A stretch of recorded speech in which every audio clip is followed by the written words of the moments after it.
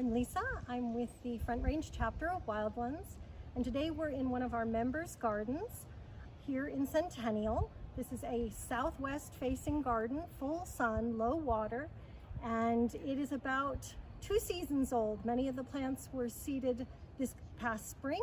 A few were put in the year prior. So as you can see, the plants have taken off. They've loved the hot summer. The rabbit brush is just coming into bloom. The Colorado 4 o'clocks are still in bloom.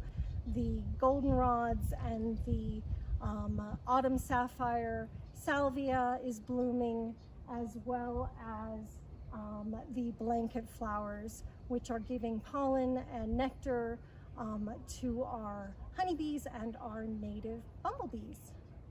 What we're here to collect today is the Rudbeckia hirta. This is our native black-eyed Susan. You can see some of the plant still has flowers on it, but we're looking to collect are the really dry seed heads. These are like miniature sunflowers, so they're full of seeds. And you want to pick a stem that has mostly browned from the flower head down to the first leaf. And I just use the clippers to clip it. And then you can crush them with your hand a little bit, or just let gravity take its course and seeds will just fall out of the flower. I've been collecting just for a handful of minutes, and already I have loads of seed that have fallen from the flower stems into the bag. And they're like miniature sunflower seeds, teeny tiny. You don't ever want to take the whole seed off the plant. You do want to leave some for our native birds to forage over winter, but you can easily in a home garden take a pretty sizable percentage and not do any harm to the ecosystem. In order to store the seeds, you want to keep species separate, and this is our Rudbeckia hirta. You label it with the botanic name, the common name black-eyed Susan, the location, we're in a garden in Centennial, and then the elevation, we're at about 5,800 feet, as well as the date of collection, so the month and year. We're going to be having a native seed swap, which is open to the public. We co-host this event with the People and Pollinators Action Network in the fall, and seeds are a great way for people who are new to native gardening, good diversity of species into their gardens. We are collecting the Retibita columnifera. This is the prairie coneflower, not to be confused with the echinacea varieties that are also known as coneflower. This plant blooms yellow in hot sun, dry conditions. There are also red selections of the species out there and in this garden as well. So the seeds from this plant may or may not be true to the yellow. They may come out red, they may come out orange. This plant is super easy to collect from. Quite honestly, the seeds are ready to just fall off in your hand. It's one of the easiest plants out there to collect. You want to go for dry stems. So if there are stems on the plant that are still green, those might not be yet ripe. But anything really dry will just pull off in your hand, and that is hundreds of seeds per flower. So seeds are a great way to introduce more plants into your garden. This is blanket flower, or Gaillardia aristata. This is another prairie native, loves hot, dry conditions, and that's all it's getting out here in this west-facing garden.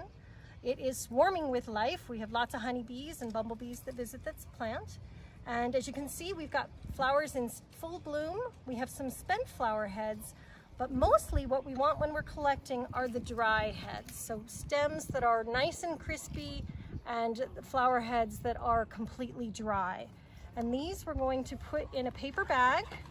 I like to use paper for collecting because seeds are alive, they need to breathe. This is Penstemon strictus, or our Rocky Mountain penstemon. This is an absolute favorite of our bumblebees, our native bumblebee species. The queens will come out and forage on this every morning in June, when this is in bloom in early June. Very showy plant. It will put up a fall rebloom sometimes, and you can see a blossom on one of these other plants here. It's a really beautiful purple color. To collect this seed, you want to wait again till the seed heads are very dry and pretty much brown and crispy all the way down the stem. You can use the clippers to clip the whole head or stem And then you want to be sure to have a bag handy, because if you turn this upside down, the seeds just fall out, and they are teeny, teeny, tiny. So I will demonstrate that. You just turn it upside down. If you were closer, you could hear them rattling into the bottom. They're tiny and black. Any insects that might have been on those stems as you drop it into the bag, if you leave the bag open overnight, it'll enable them to come out. We have labeled the bag with the species name, the common name, the location collected, and the elevation, as well as the date collected.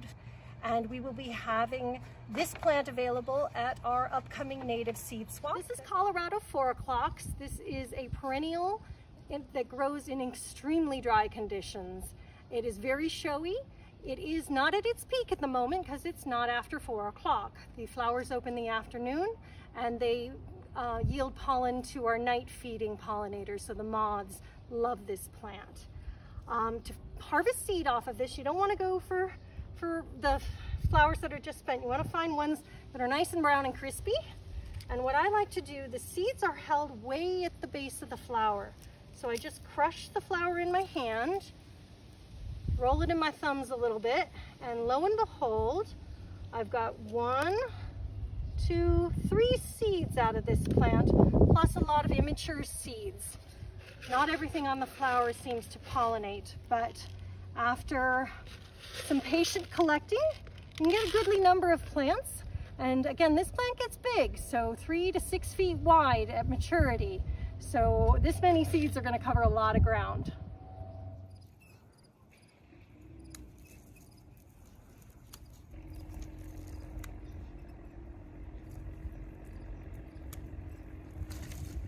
So we're cleaning seeds from Rocky Mountain Iris. This is a plant that grows up to 9,000 feet, does prefer a little bit moister conditions, but it can go dry in the summer if it is getting sufficient spring moisture or snow. This is another plant where you harvest the whole seed head, and the seeds will just fall out if you turn it upside down. Although this one tends to need a little bit of help, because if you just turn it upside down, you're not going to get all the seeds. You do need to crush them a little bit to really get them to come out of the pods. So this is the annual sunflower, and we're doing some cleaning because this plant does not come out very clean if you just clip the heads. We've got some ripe flowers here, some heads that aren't quite ready, and then some really dried heads that the birds have already picked every seed off this plant clean. So for seed heads, we harvested them just a little past this stage and then let them dry a little bit out of the bird's reach. I actually covered them because I was worried they would get into them. And the seeds you're going for are like these. They look like sunflower seeds that you eat, but they're just a little smaller and a little bit lighter in color. Again, the birds have been at these plants. They love them, but you can find some seeds typically around the edge of the flower head.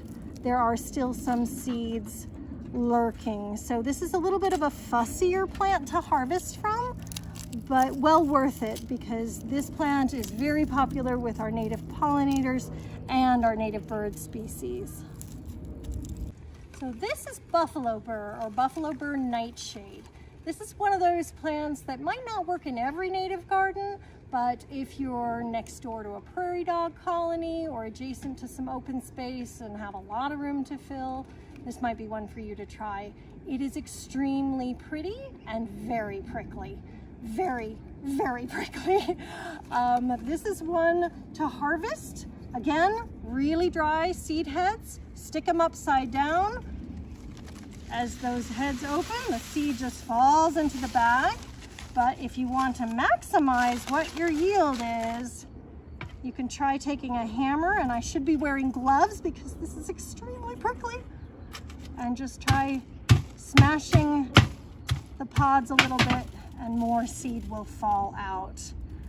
This is one of those native plants that most people will refer to as a weed because of its prickly nature and the fact that it is poisonous. So this is the Gaillardia aristata, the native blanket flower that we just collected. And in order to clean the seeds off the flower head, it's very easy and much easier when the flower heads are dry. you just break them apart and the seeds come right off. They are seeds that are both dispersed by animals as well as by wind, because these have these little tufts at the ends of the seeds. And those we can leave on the seeds. That's not a real big concern when you're working in home gardener situations. We're not selling these seeds professionally, so we're not asking for professional cleaning. But sometimes you can just blow the tray a little, and sometimes the seeds stay and sometimes they disperse with the flower petals. But really you want as clean a batch of seeds as possible.